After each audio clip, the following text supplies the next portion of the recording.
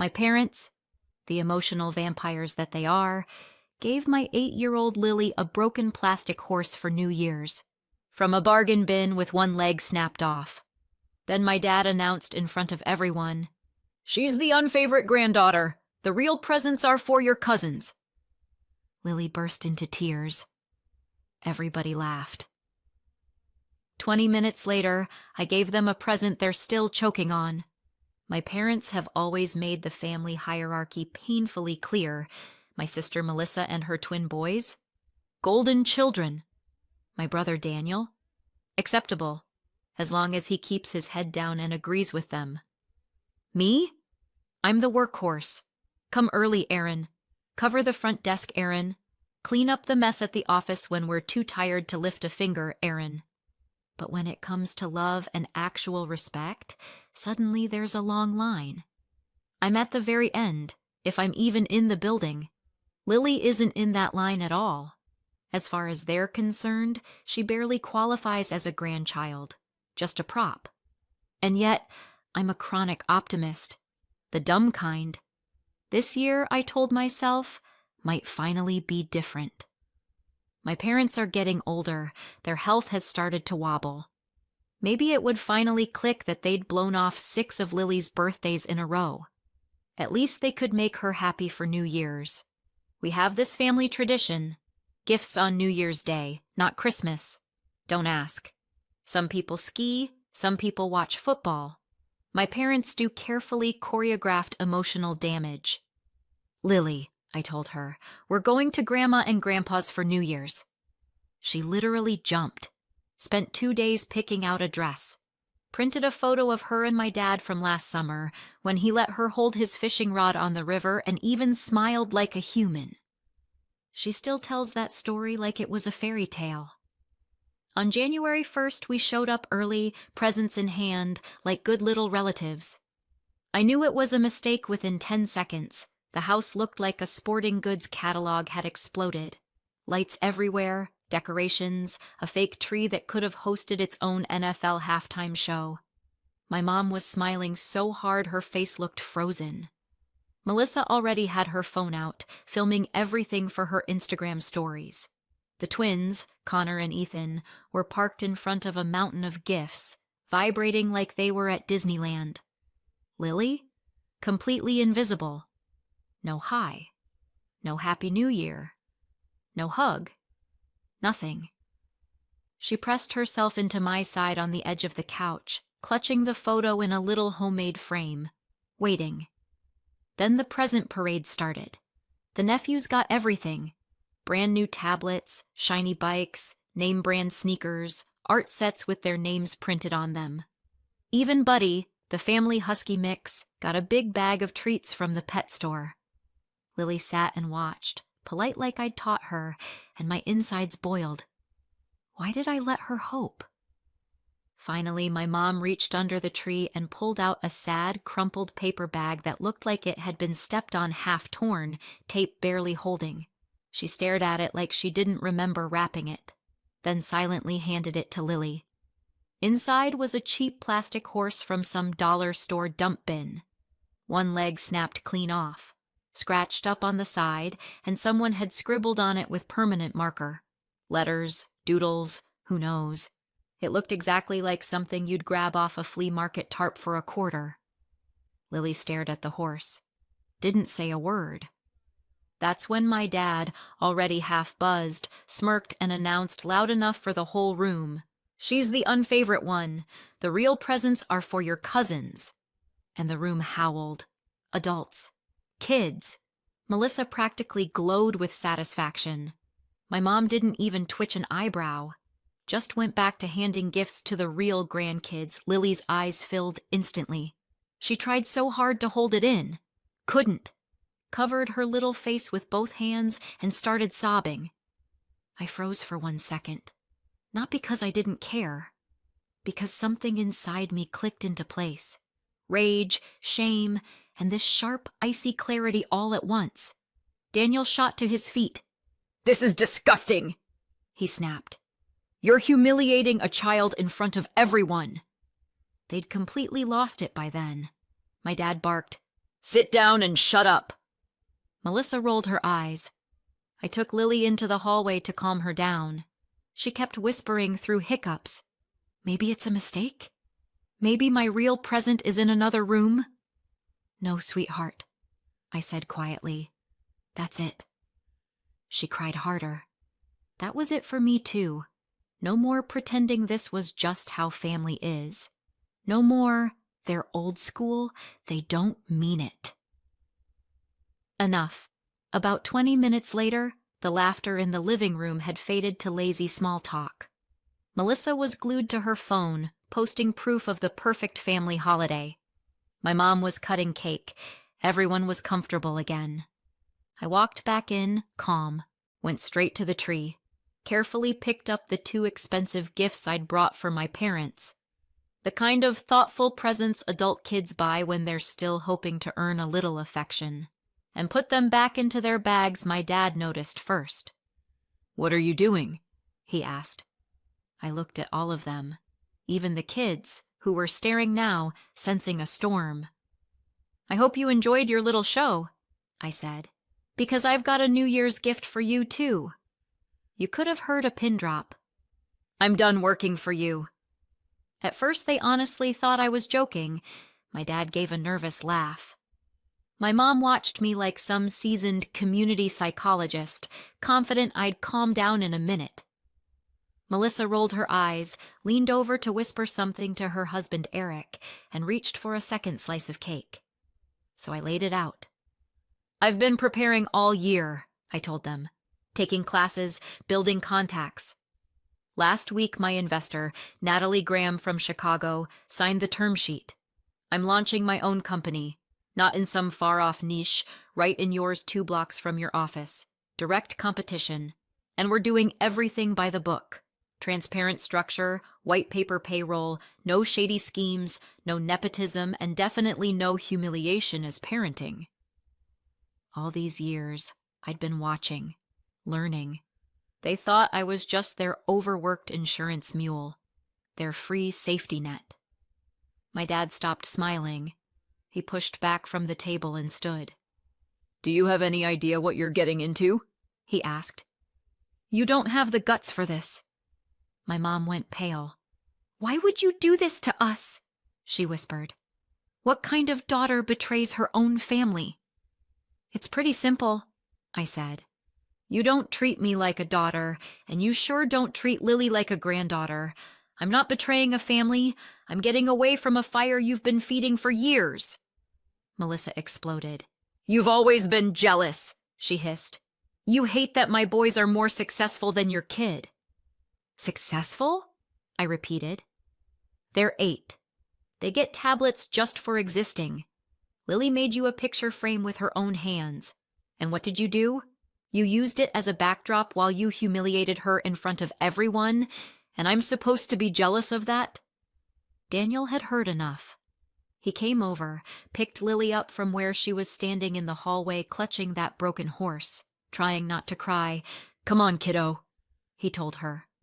"Let's go upstairs, make hot chocolate, and play Monopoly. We'll have a real holiday up there." Before he went, he met my eyes.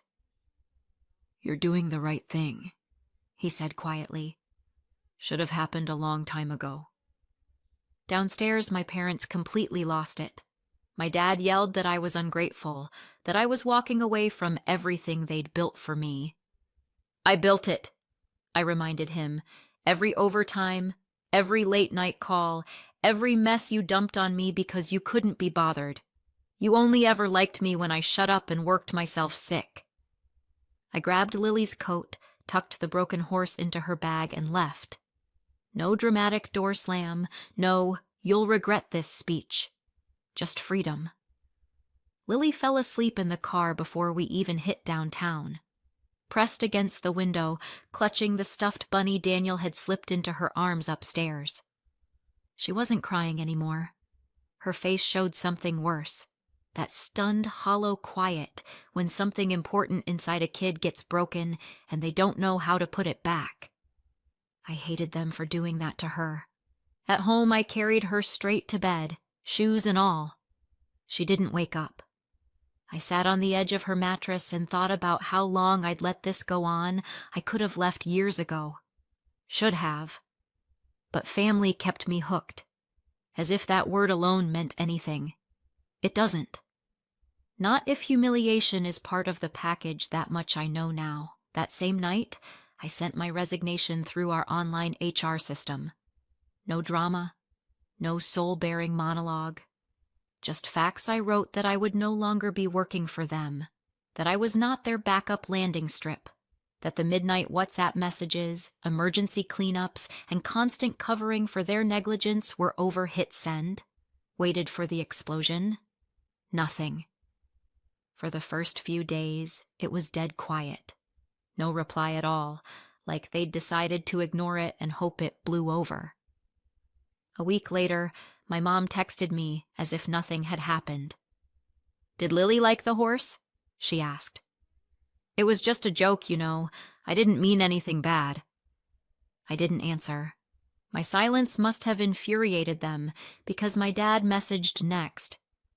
"You're overreacting. You'll regret this. You're not thinking clearly." Sure. My head had never been clearer. January slid by in this strange, echoey calm. Lily started asking harder questions. "Mom," she said one night, curling up next to me on the couch, "did Grandma and Grandpa forget about me?" "Why do you think that?" I asked. "Because if they remembered, they wouldn't laugh when I'm sad." Right between the ribs. "They didn't forget," I said slowly. But some adults only know how to love the version of a person that makes them feel in charge. Kids like you, with big hearts and quiet voices, don't show off enough. People like that just don't see you properly when what they really care about is control. She didn't fully understand, but she nodded. Then she asked if she could have a pink music jewelry box with a ballerina. The same kind her cousins had gotten from Grandma and Grandpa for New Year's. I bought it the next morning. Told her it was from Grandma and Grandpa. I couldn't keep watching her feel not worthy of real presents because of two bitter adults. By early February, my own company, I called it New Course, was standing on its own legs. Monday morning meetings at 9 a.m., people were calling us first. Even a few last names I recognized from my parents' circles started reaching out. Our investor, Natalie, turned out to be more than a wallet. She actually believed in the idea of building something honest and sustainable. Introduced me to two former execs who wanted to collaborate, warned me to double-check their contracts for non-compete clauses. Within 3 weeks, we had a small office in a downtown business center, a name and logo from a local designer, and 3 people on the team, all folks who'd left my parents' company Vector over the years because they were sick of the toxicity. By mid-January, the first 5 clients had signed contracts. By early February, we were up to 10. 2 of them were long-term clients of my parents. I hadn't poached anyone. I didn't call, didn't whisper. They came themselves, signed letters of intent.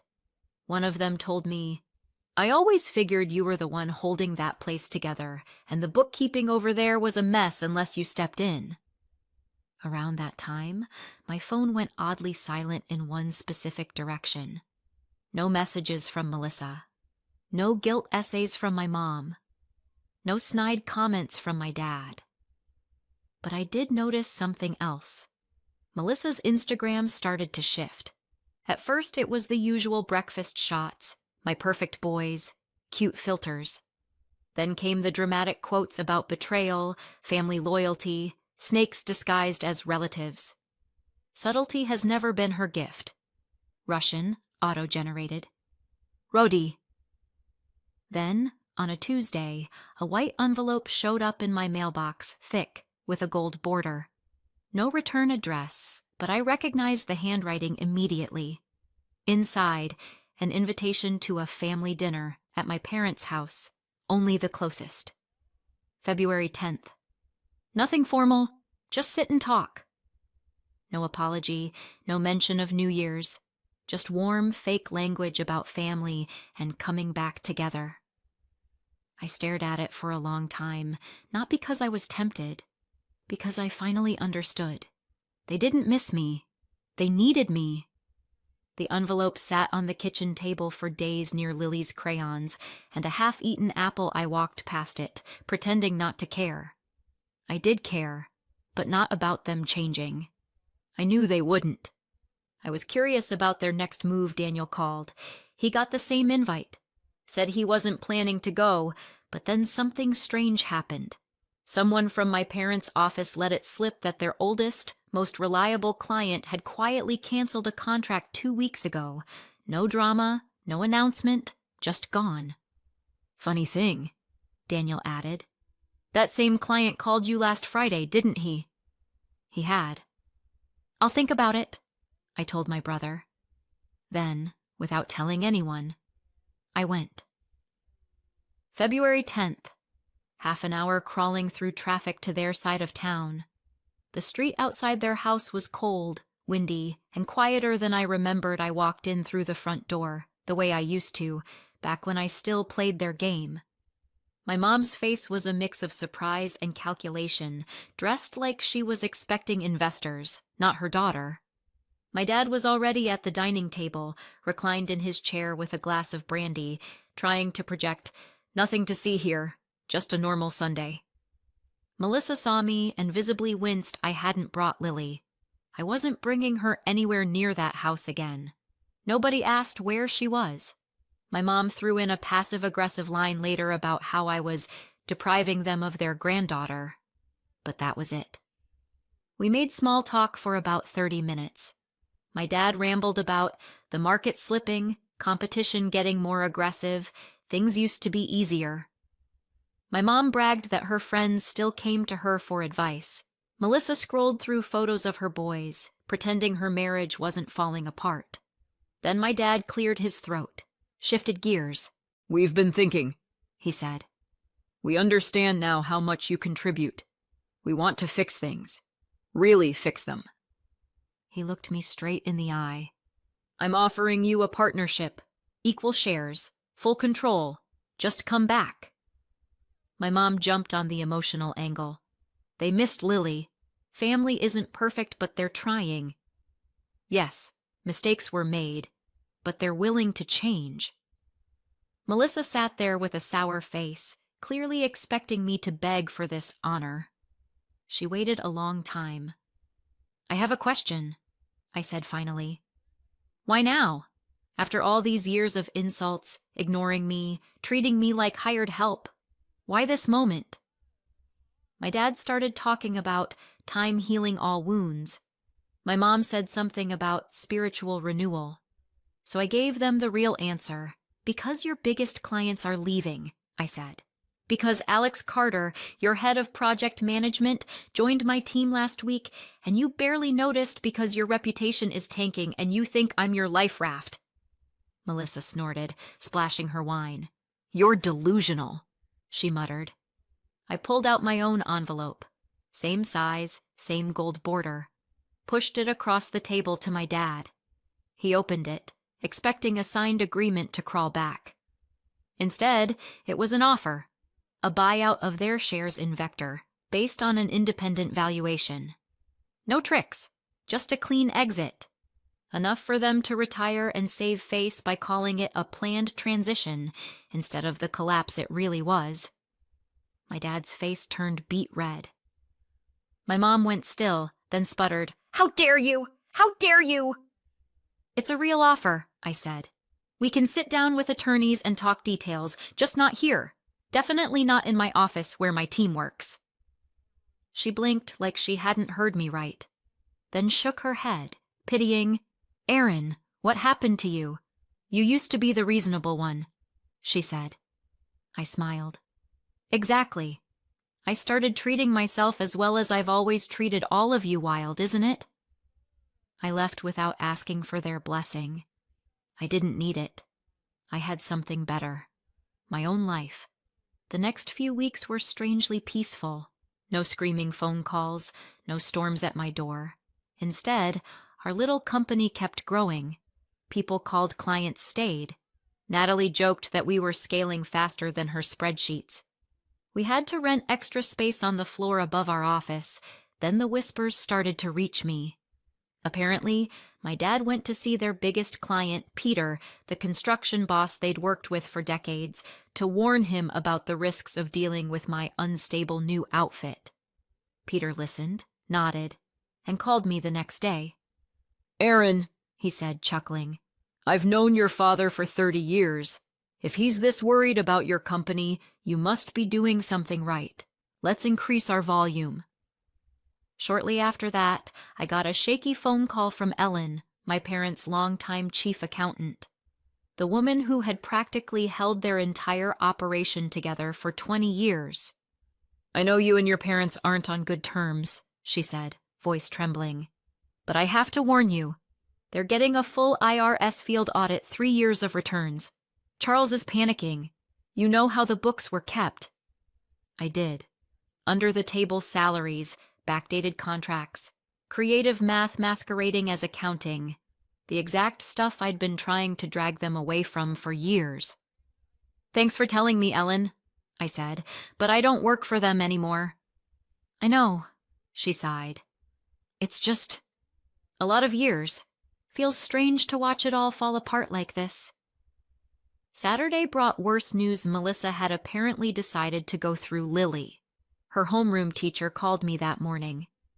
"Aaron, we had a situation yesterday," she said carefully.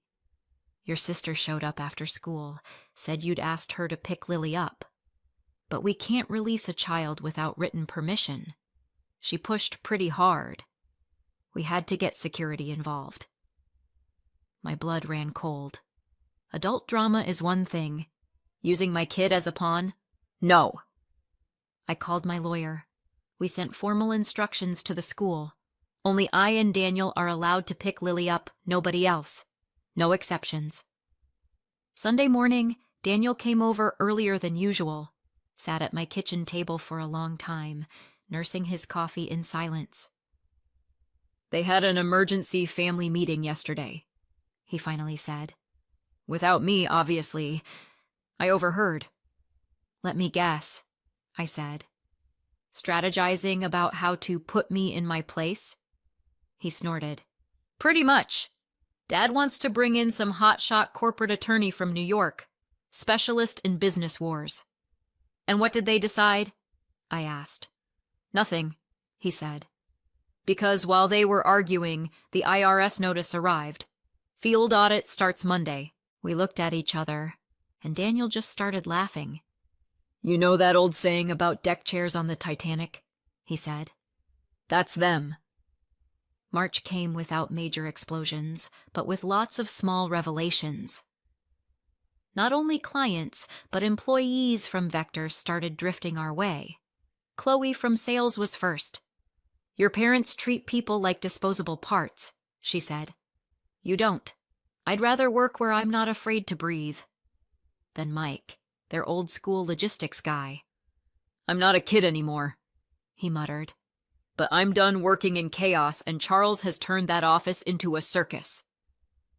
By the end of March, our staff had grown to 15. We rented another office upstairs. The most unexpected phone call came that last week of March. It was Eric, Melissa's husband. "Sorry to bother you," he said, sounding exhausted. "Can we talk? Without Melissa. Off the record." We met at a coffee shop downtown. He looked like he hadn't slept in a month. Stirred his coffee so long the spoon must have memorized the mug. "We're getting divorced," he said finally. "I can't do it anymore. New Year's was the last straw."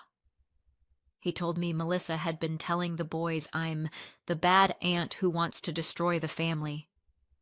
Connor cries at night now, terrified that Grandpa will go bankrupt and they'll end up on the street. "I'm sorry," I told him. "Don't." He waved it off. "This is on me. I stayed quiet too long. But the worst part? She doesn't even see she's doing to the kids exactly what your parents did to you. Same poison, new packaging." He was planning to move to another city, start over. The court would probably leave the kids with Melissa. He'd get weekends. "Take care of Lily," he said as we parted. She's a gem. You did the right thing getting out. I'm just late to the party. April started with yet another surprise. Ellen showed up at our office in person, dressed for battle. Big tote bag full of files. I'm quitting, she said. No small talk. Can't do it anymore. The audit had unearthed a mess. The fines were going to be huge, and Charles was trying to pin everything on her. I worked for them 30 years, she said. Now suddenly, I'm the scapegoat. I offered her the job of chief accountant at New Course on the spot. She almost cried. You'd really take me? I'm not exactly young anymore. Ellen, I said, you've been holding their business together alone. Of course I'll take you. With Ellen came something we hadn't even expected. They're good clients. Turns out a lot of people had stuck with my parents purely because of her. The one who remembered every birthday, found compromises, actually cared. When she moved, they started calling us. By mid-April, my dad called me for the first time in 2 months. He sounded old. Aaron, we need to talk, he said. Seriously, no emotions, just business. Okay, I said. Come by with Mom tomorrow at 3. I'll have a conference room booked. Thank you. He exhaled and hung up. They showed up together. No Melissa. According to my mom, she was busy with the divorce. They both looked rough. My dad had lost weight. My mom kept twisting a tissue in her hands. We sat down. My dad pulled out a folder and set it in front of me. We're ready to sell, he said. All of it. The IRS had hit them with penalties they couldn't pay. Clients were leaving. Ellen was gone. They'd backed themselves into a corner. My mom stared out the window for a while, then said quietly, We thought we were building an empire. Turns out it was a house of cards. You were right. I read the documents. The offer was straightforward. Sale of their shares at market value. No hidden conditions. But once you factored in debts and penalties, the price was almost symbolic. I'll think about it, I said. You'll have my answer in a week. My dad nodded, gathered the papers. At the door, my mom turned. Aaron. Lily. Could I at least see her sometimes? She asked. I know I haven't earned it, but still, that's up to Lily, I said honestly, if she wants to. That evening, I sat with Daniel and Ellen at my kitchen table, papers spread out. Why do you need their problems? Daniel asked. Our thing is doing fine. Ellen surprised us both by defending the idea, maybe you should, she said. Not for them, for the people still there, the ones who didn't do anything wrong. And honestly, that client list is worth saving. 3 days later, Peter called. I heard about your parents, he said. If you decide to buy, I'll loan you the money at 3%. Not charity, just a good investment in a reliable partner. You've proved you know what you're doing. Vector used to be a good firm. Shame to watch it die like this. In May, we closed the deal. I bought Vector. I didn't keep the name. We folded both companies into New Course. My parents got enough to pay off their debts and start a modest retirement. At the signing, my dad unexpectedly reached across the table and shook my hand. Thank you, he said. I know you're not doing this for us, but thank you anyway. My mom cried quietly, trying to hide it. Before she left, she handed me a small envelope. This is for Lily, she said, from Grandma. Just a birthday card, if you'll allow it. At home that night, I showed Lily the card. She studied it for a long time. Is Grandma not mean anymore? She asked. I don't know, honey, I answered. People change in different ways, but she's thinking about you. Maybe someday we'll visit them. When you're older, we'll see. June brought Lily's elementary school graduation. She stood on stage in a white dress, reading a poem into the microphone with that serious little face of hers. In the audience, me, Daniel, Megan from our office, and Ellen, who'd basically become a bonus grandma to Lily. And at the very back, by the exit, stood two older people my mom had her phone out filming. My dad just watched. They didn't come over, didn't make a scene, just stood, watched their granddaughter, and slipped away quietly, Lily noticed. "Mom," she whispered later, tugging my sleeve. "That was Grandma and Grandpa, right?" "Yeah, sweetheart." "Why didn't they come say hi?" "Maybe they didn't want to distract from your day," I said. She thought about that, then waved vaguely in the direction of the door. But they were already gone. That night, when I was tucking her in, she said, "Mom, you know what? Our family is small, but it's real. That's better than a big one where everybody's pretending." I kissed the top of her head. "Who taught you to be so wise?" I asked. "Uncle Daniel," she said. "He told me you don't need $100 if you've got a bunch of good friends. We don't have 100, but the ones we do have are awesome." She wasn't wrong. We didn't have 100 friends, but the ones we had were real, and our family, small as it was ours. There was a note from Daniel waiting on the kitchen table when I came out. "Remember how we used to dream about our own company when we were kids?" he'd written. "Where everything's fair and people are treated right? Look around. We actually did it. Mom and Dad sowed the wind and reaped the storm. We sowed something else. Let's see what kind of harvest we get." He was right. We had planted something good, in the shape of a growing business, a loyal team, and, most importantly, a happy kid who knows she's loved just for being herself, not for what she brings to the table. My late grandma used to say, "Don't go looking for better when things are already good." Turns out, she was wrong about that. Sometimes you do have to walk away from the familiar good to find the real thing. The kind without strings, without manipulation, without broken plastic horses and public humiliation. We found it. We built it ourselves. So what do you think? Did I go too far or not far enough? Let me know in the comments and subscribe for more.